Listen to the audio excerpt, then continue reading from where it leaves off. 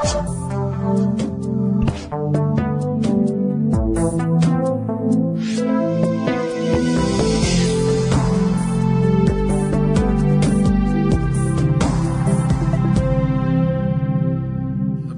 svētdienā turpinām, jau līdz pie beigām, esam Jāņa atklāsmes grāmatā Jaunā Jeruzaleme un radīšana no jauna.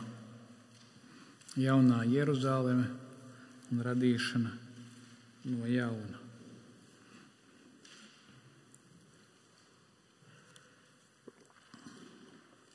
Ja es lietoju vairāk saikļus un nedaudz savādāk tulkoju, atcerieties, man ir pareizs tuvāks teksts grieķu valodai. Jūs paši saprotat to, protams. Un tā, tad es redzēju jaunas debesis un jaunu zemi, jo pirmās debesis un pirmā zeme bija zudušas, un jūras vairs nebija. Es ieraudzīju svēto pilsētu, jauno Jeruzalemi, nokāpjam no debesīm no Dieva, kā līgava sapost un izrotāt savam vīnam. Un vai tad es dzirdēju varenu balsi atskanam no troņa, redzu Dievu mājoklis pie cilvēkiem, un viņš mājos kopā ar viņiem, viņi būs viņa tauta, pats Dievs būs ar viņiem un būs viņa Dievs. Un Dievs noslaucīs visas asaras no viņa acīm, un nāves vairs nebūs, nec bēda, nec vaimana, nec sāpju vairs nebūs. Jo viss pagājušais ir pagājis, viss bijušais ir pagājis.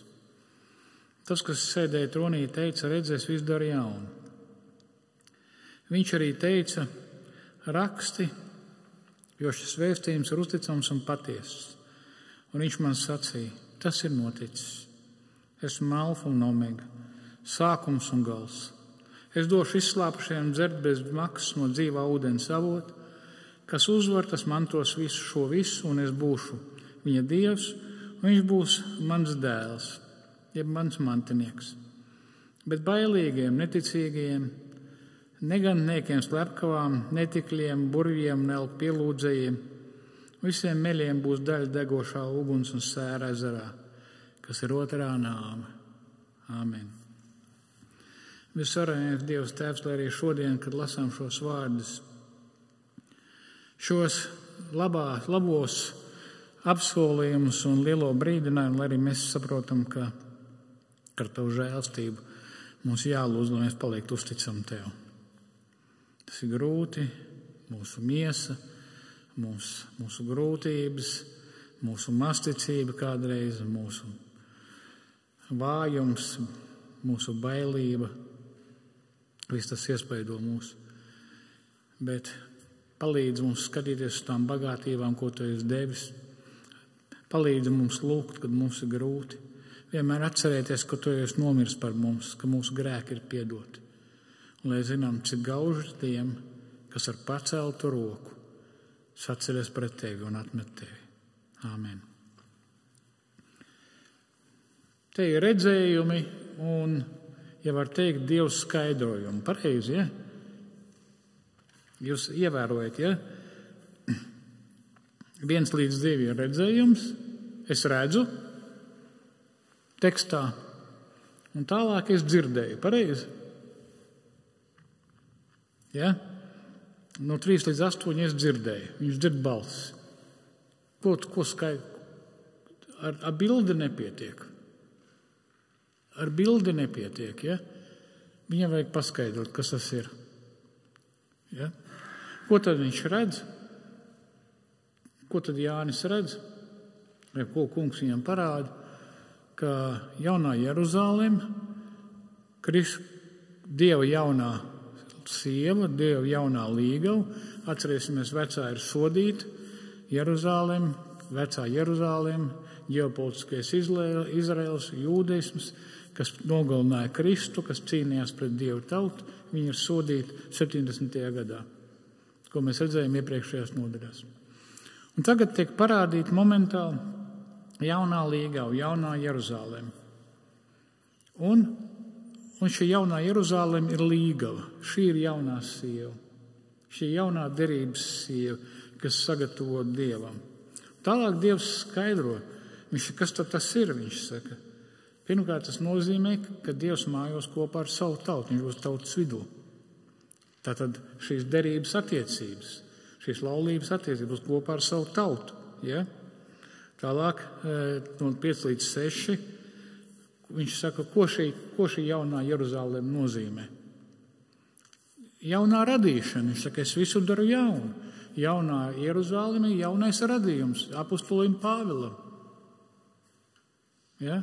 Tikai ar ko atšķirās Jāņa redzējums no Pāvila redzējuma, Jānis parāda mums un saist to vairāk ar 70. gadu, jeb var tā teikt vēsturisko pierādījumu, eksistenciālo pierādījumu, ja?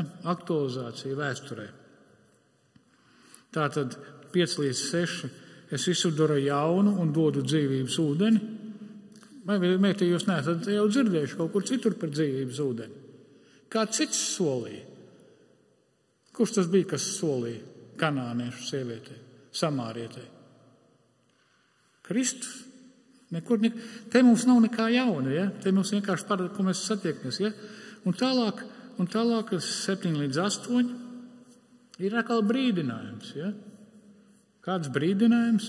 Tie, kas uzvarēs, tie, kas paliks ticībā, es būšu kopā ar viņiem, es būšu viņu Dievs, viņi būs mani mantinieki, bet pārējie, kas atkritīs, tie tiks iemest uguns ezerā, un tiem būs daļa pie otrās nāves.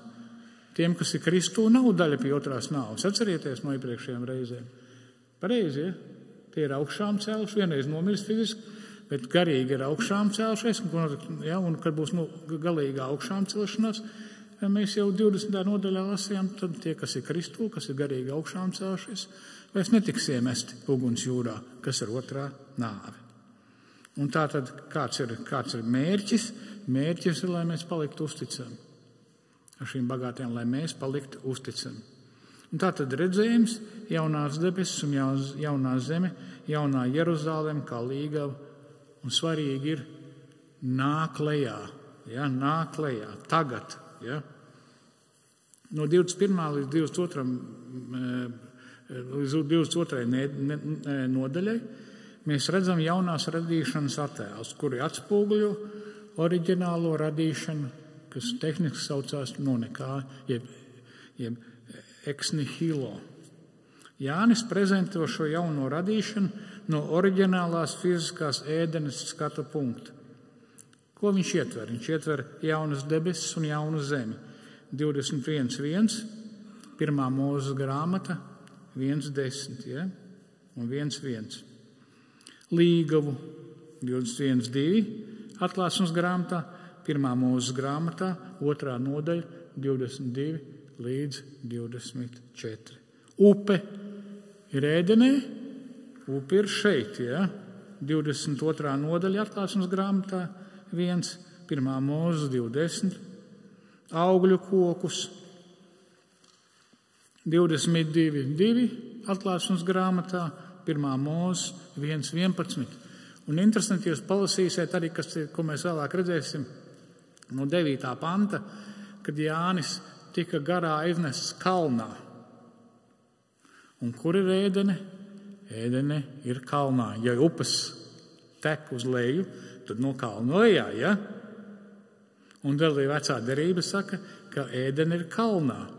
Un tātad jaunā ēdene, jaunā Jeruzaleme, arī ir kalnā, kur Jānis tiek aiznests. Kalns ir svarīgi.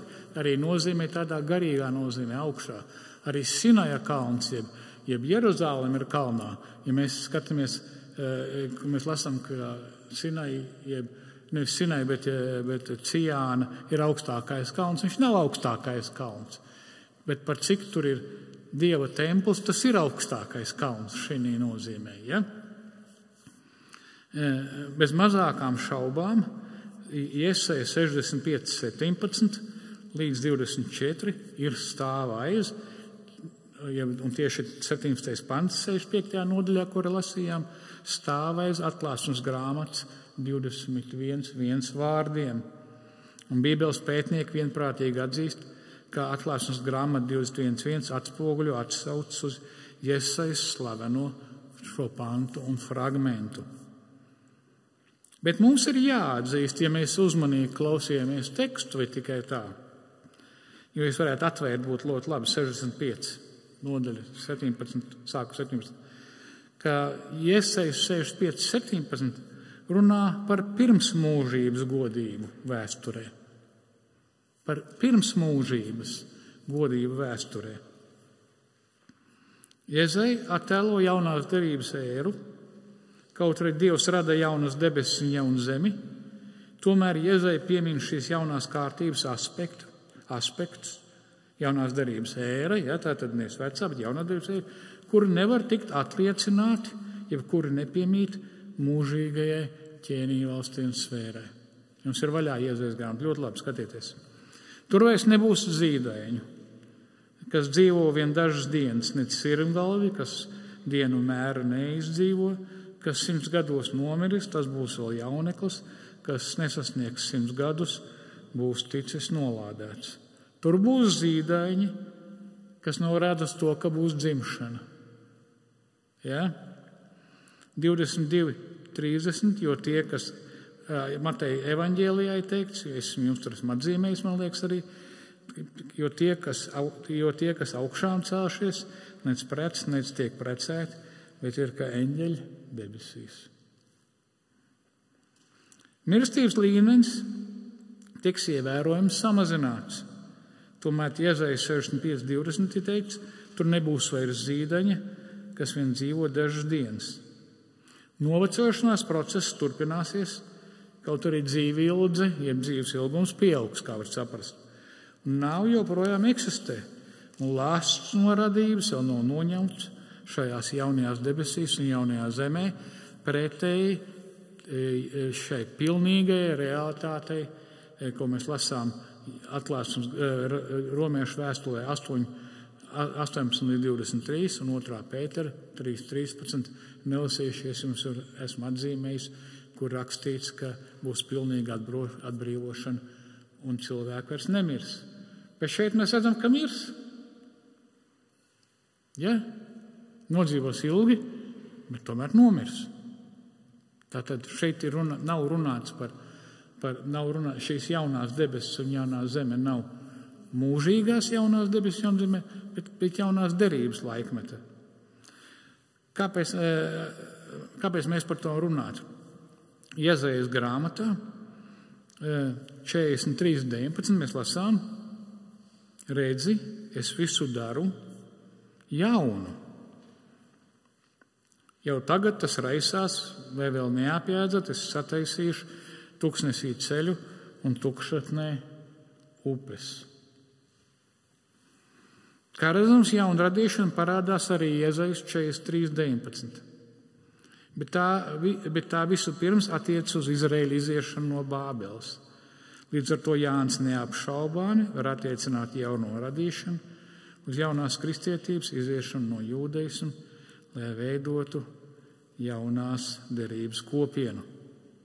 Interesanti, kā Kalvins komentēja Jezajas 65.17. Ar šīm metaforām viņš sola ievērojams lietu pārmaiņas, Dievs Jahve. It kā Dievs būtu teicis, ka viņam ir gan griba, gan spēks ne tikai atjaunot savu baznīcu, bet arī atjaunot to tādā veidā, ka tā acīm redzot iegūs jaunu dzīvību un dzīvos jaunā pasaulē. Šie pārspīlētie izteiksmes veidi bez šaubām svētības diženumu, kam bija jātiek atklātam Kristus atnākšanas laikā, nevarētu aprakstīt nekādā citādā veidā.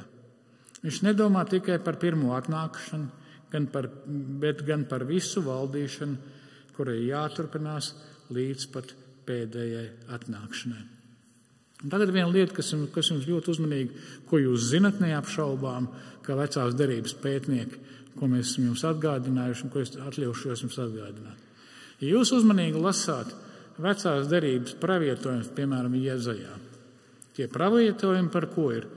Ka tauta izies ārā no kurienes? No Bābeles. Un sataisiet ceļu, un visas apkārtējās tautas skatīsies, ja? Un šie pravietojumi attiecās tātad uz izēšanu no Bābeles, bet tāpat laikā tie pravietojumi ir tādi, ka jūs kasāt, kā saka pakaus un saka, jā, viņi izgāja, bet tas nav pasaules centrālais notikums, kā ir aprakstīts. Citiem vārdiem sakot, šie pravietojumi attiecās uz Izraēļa iziešanu no Bābeles, bet arī norāda uz ko? Uz jaunā Izraēļa, uz Dieva tautas izvešanu no galīgā gūsta, no Sodomas un Gomoras, tātad no nāves. Citiem vārdiem sakot, pravietojumi jau piepildās līdz ar Izraēļa iziešanu no Bābeles un pilnībā piepildīsies, kad Dieva tauta tiks izvests tātad no nāves, kad būs jaunā zeme, jaunās debesis. Tāpat arī, ja mēs skatāmies uzmanīgi uz bildi, ko mēs redzam 21. nodaļā, mēs redzam bildi, kas ir tagad, bet mēs saprotam, ka tā bilde pilnībā, ka šeit ir piepildījums, ka vienā bildē ir tagad un piepildījums. Ja? Ka vienā bildē ir tagad, bet tagad tur ir pat daudz.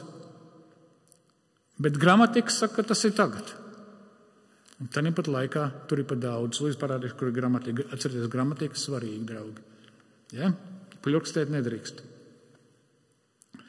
Tā kā galīgā burtiskā fiziskā jaunā radīšana tiešām atnāks, tad Jāņa redzējums uzņemas inaugurācijas perspektīvu, atbilstoši jaunās derības teoloģiskai spriedzei.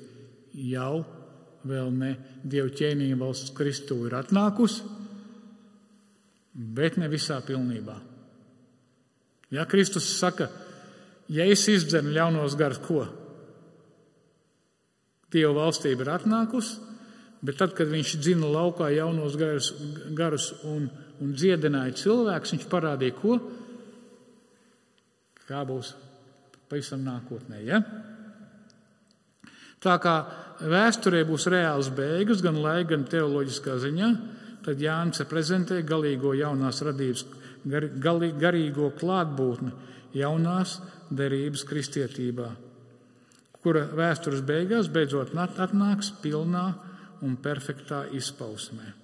Līdz ar to Jānis runāja par tā laika realitātēm, vienlaikus paredzot galīgo, mūžīgo jauno radīšanu. Viņa redzējums attēlo faktu, ka kaut kas no Dieva uzvaras piepildījuma atgriežas atpakaļ, ietplūst atpestītās kārtības notiekošajā vēsturē, jeb, ja varētu tā teikt, atmiņas par nākotni.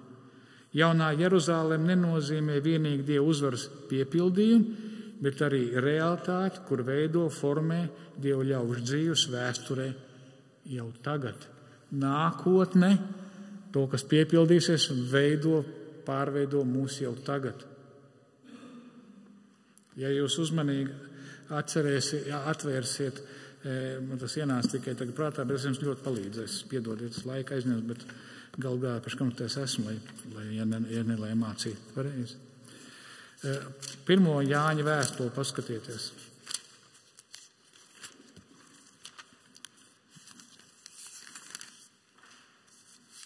Tā.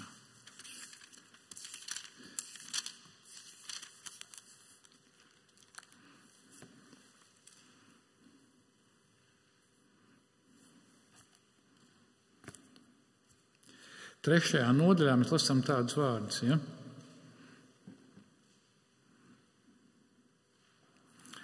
Bet 3. nodaļa 3.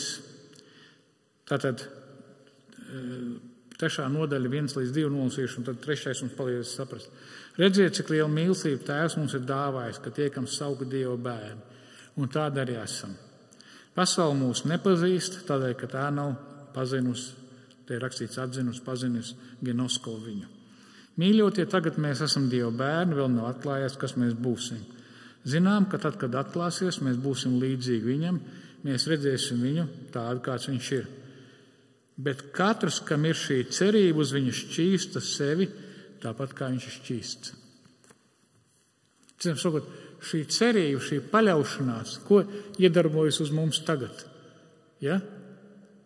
Šī cerība, šī paļaušanās iedarbojas uz mums tagad. Palīdz mums noiet tagad. Palīdz mums atgriezties no grēkiem tagad. Palīdz mums piecelties tagad. Jānim jaunā radīšana ir jau sākusies, ievadīta Jāņa atklāsmes grāmatā 3.14. Laodiķijas draudzes eņģelim raksti, tā saka, kas ir āmen, uzticamais un patiesais liecinieks, Dieva radības pirmsākums. Un tālāk mēs lasām, un šis uzticamais liecinieks, Jāņa atklāsmes grāmata 1.5, Jēzus Kristus, kurš ir uzticamais liecinieks, pirmdzimtais no mirušiem. Tātad viņš ir uzticams, viņš ir pirmdzimtais no mirušiem, augšām celšanās ir sākusies. Un 21. pantā, ko mēs lasām? To, kas uzvarēs, es nosēdināšu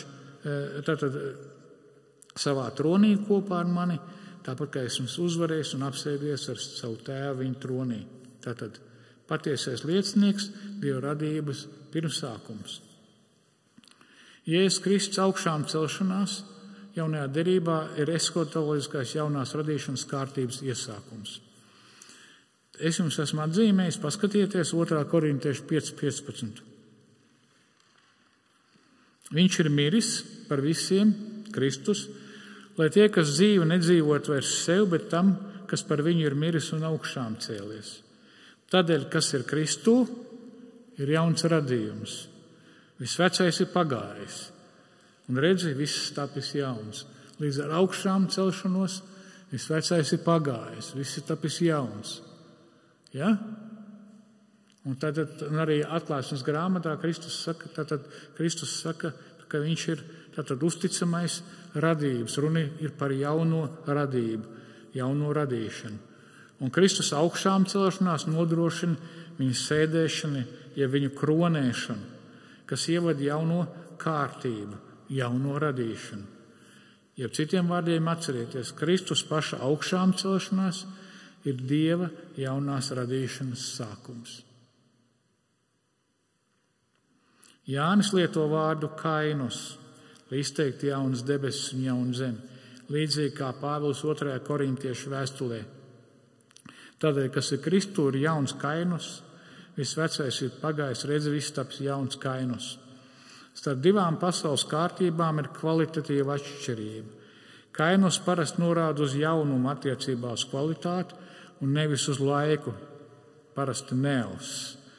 Parasti kainos pārsvarā norāda uz kvalitātes vai būtības maiņu kvalitatīvā nozīmē, nevis uz kaut ko, kas nekad iepriekš nav eksistējis.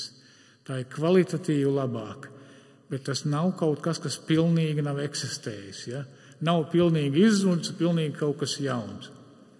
Līdz ar to Jānis neprezentē radikāli jaunu fizisku vidi cilvēku eksistencei, bet gan jaunus garīgus apstākļus.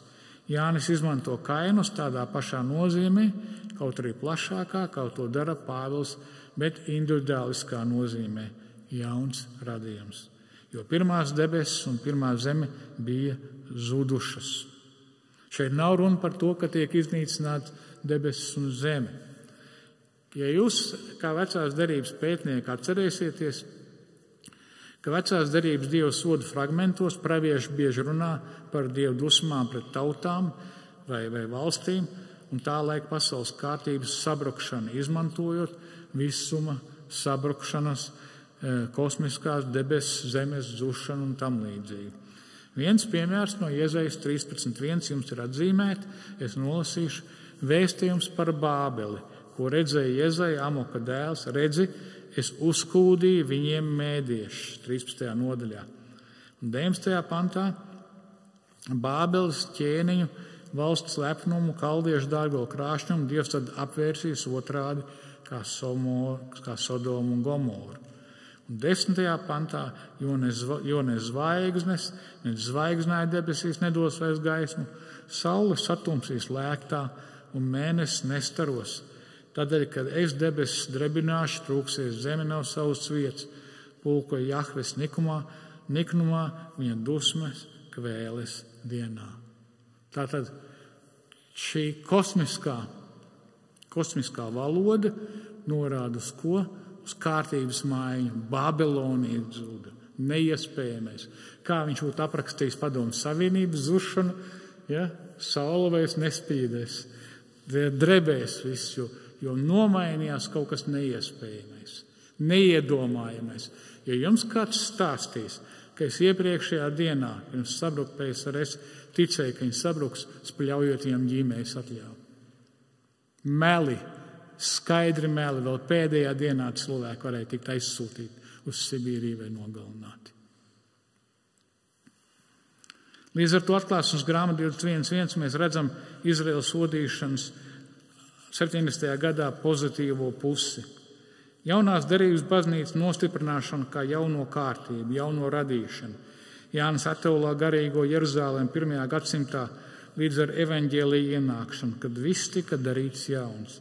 Jauni cilvēki, jauna sieva dievam, jauni priekšstati, jauna ekonomika, vecā pasaules kārtība slēgta, izbeigta. Jeruzālēm un tās tempļa iznīcināšana iezīmē nevis pasaules beigas, bet gan jūdu pasaules beigas. Atcerieties, rabīns Nātans raksta, jums tas vienkārši no galvas jāiemācās. Rabīns Nātans raksta, Simons vai Šimons taisnais bija starp pēdējiem lielās sapulces vīriem. Kas ir lielās sapulces? Ja? Tā ir tā pēdējā lielā sapulce vecajā derībā. Viņš mēdza teikt, pasaule stāv uz 3 lietām. Uz cik jūdu izpratnē, uz ko stāvēja pasaule? Torā, likums, uz ko nākamā stāvēja pasaule? Uz tempļa kalpošanu, templis, un 3. mīlestības darbiem. Un tad, kad sabruka, ne jau pasaule sabruka jūdu pasaule. Sabruka jūdu pasaule.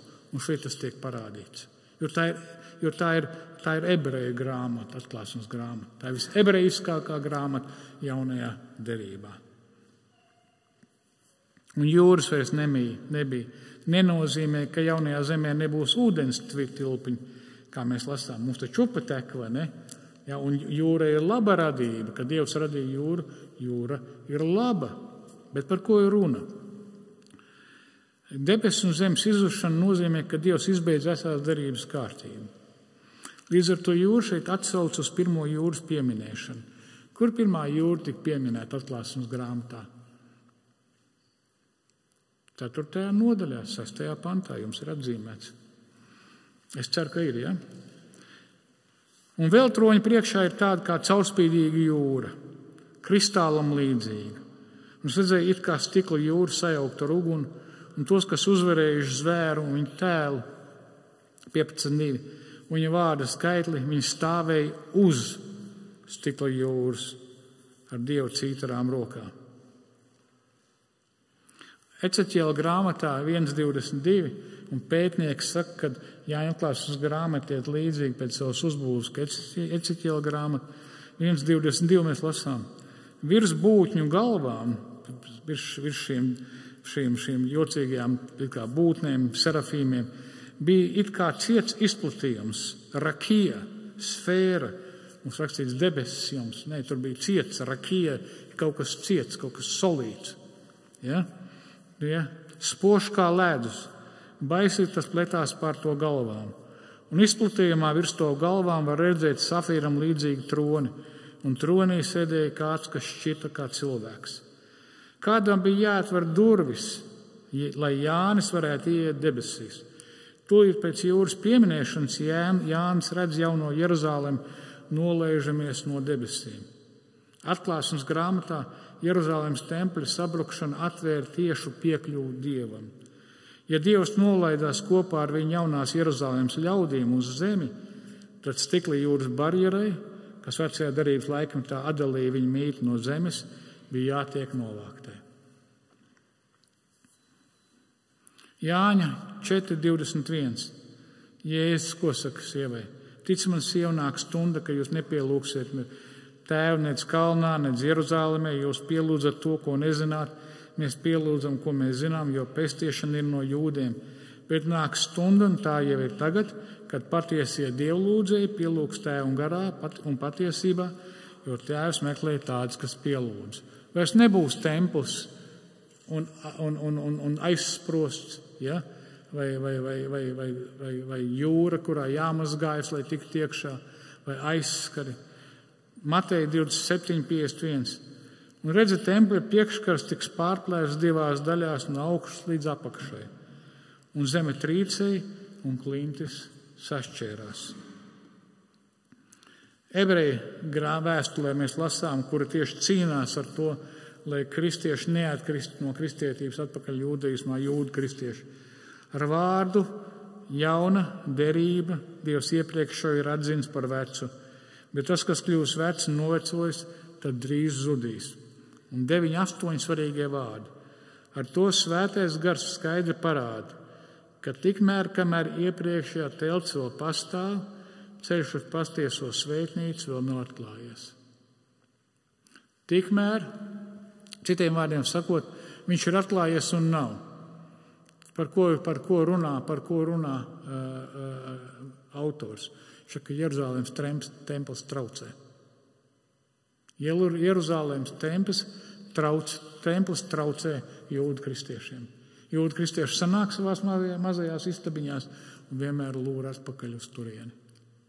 Uz tiem lielajiem pasākumiem, uz tām dedzināšanām, uz tiem lielajiem koriem, uz tiem džeziem, visiem pārējām lietām. Ja? Ja, šī vecās derības atmešana ir dramatiski parādīta un pabeigta 70. gadā, līdz ar Jeruzalemes iznīcināšanu un Jeruzalemes tempļa sagraušanu.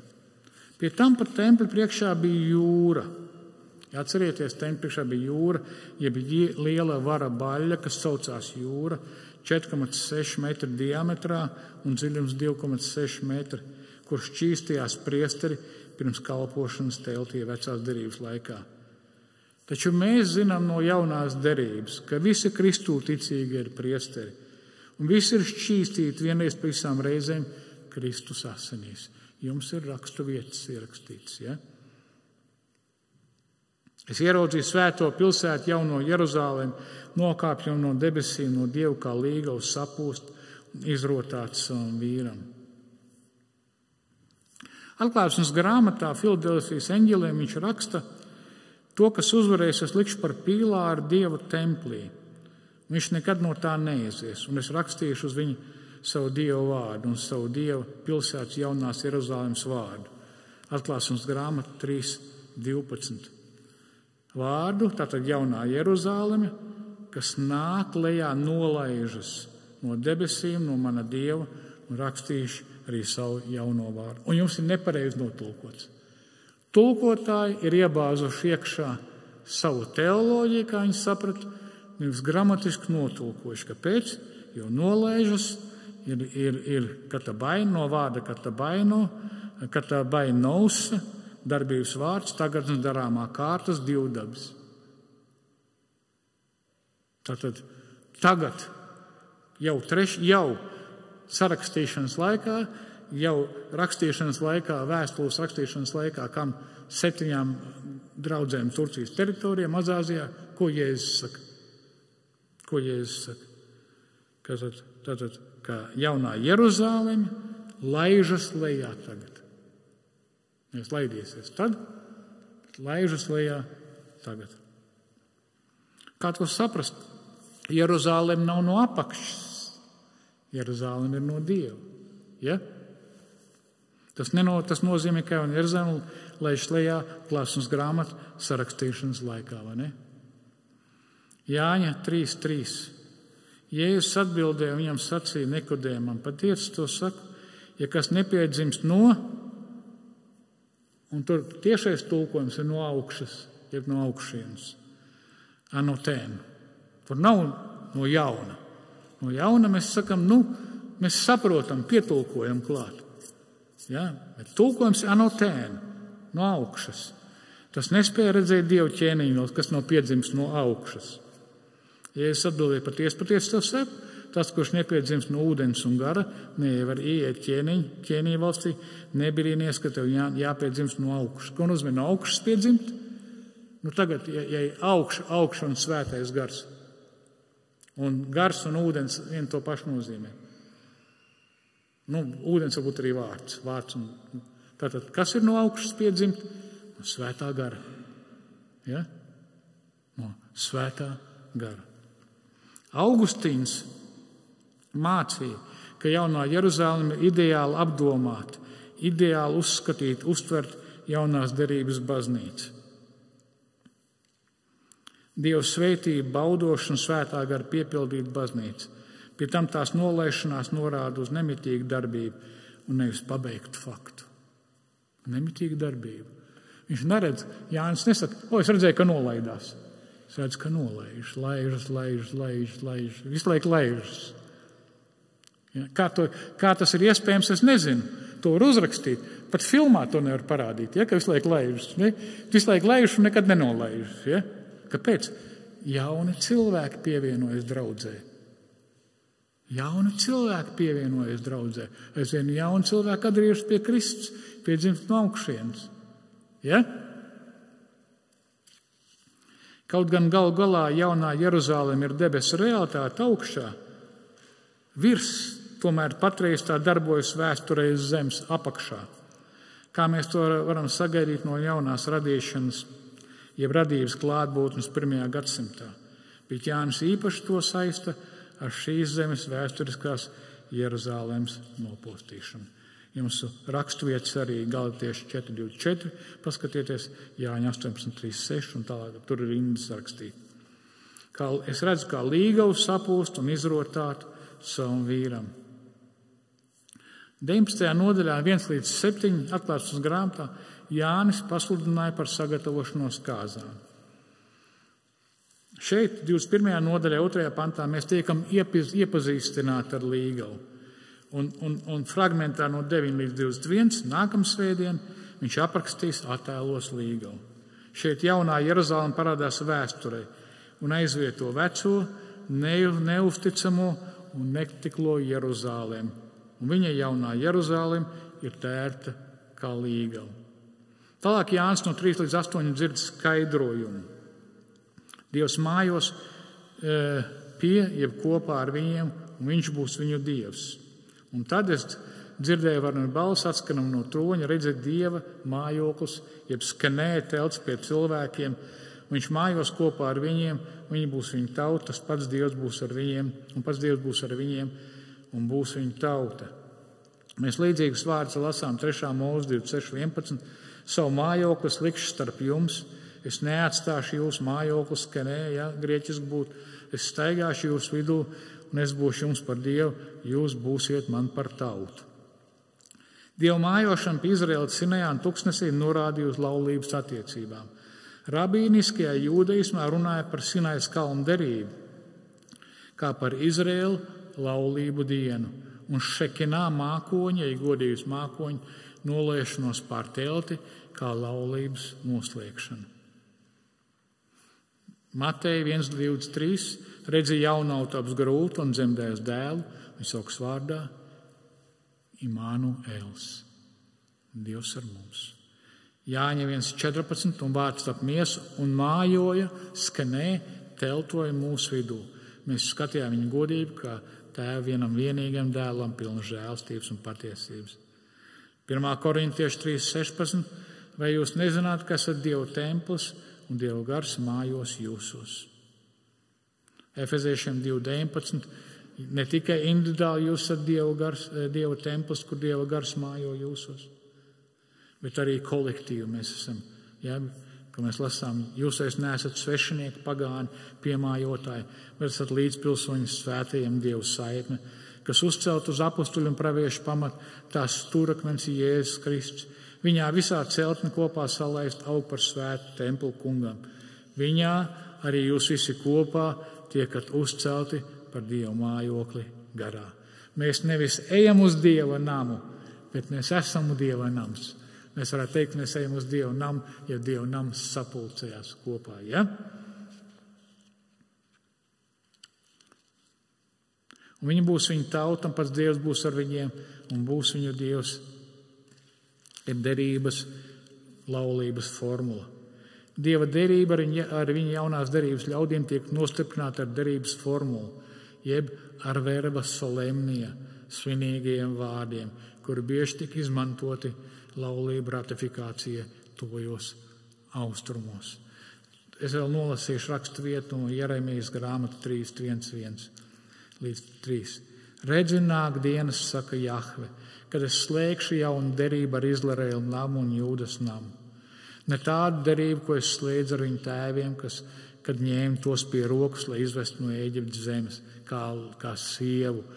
Viņi lauz manu derību, lai gan tā pār tiem valdīja, saka Jahve. Pēc šīm dienām ar Izraēlu namu es slēgšu tādu derību, saka Jahve, jeb kungs. Es došu viņiem savu balstību, es rakstīšu to viņu sirdīs, un es būšu viņu Dievs, un viņi būs mana tauta.